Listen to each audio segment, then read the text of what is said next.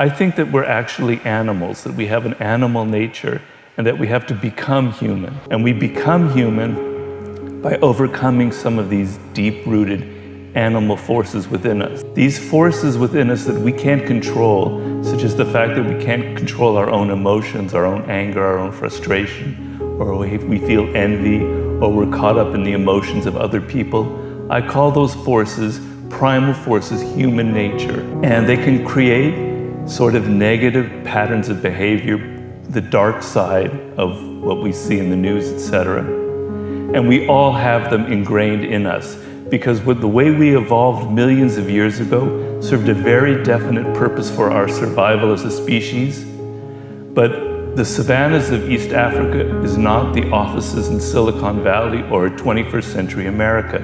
The world isn't the same. We are not built to adapt to this new technological environment we're in. We still have that lizard brain, those animal parts of our nature. So for instance, law number 1 is about how we're basically irrational creatures. We think that we're rational, but really our emotions govern us. We feel something before we ever have an idea or think it. We have to become rational through this process that I lay out in my book. So I don't mean to say that we're negative, because humans are obviously incredible. Look at what we've created. It's outrageous if you think about who we were millions of years ago and where we are now. We're obviously capable of incredible achievements. We're also the most brilliant social animal on the planet.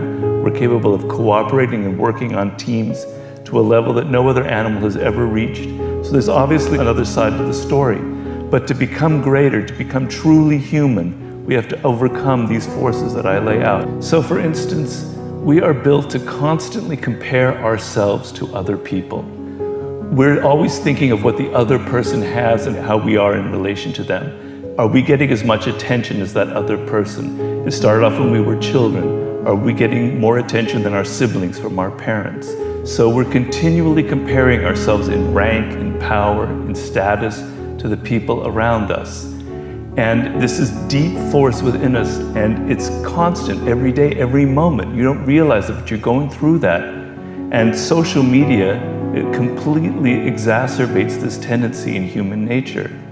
Another is the contagiousness of emotions, which is extremely powerful. We tend to think of ourselves as autonomous human beings, that we're independent, that I feel affection or anger or frustration on my own. We don't realize how deeply we are affected by the emotions of the people in a group. This is the viral effects. Emotions are extremely contagious. Before the invention of language, we humans had to be able to communicate to one another through just picking up the moods of other people. And if there was a threat to our group or our tribe, the ability to feel fear and anger together bonded us and helped us survive. But that doesn't serve much function in the world today, where viral emotions can be very dangerous and we see a lot of those.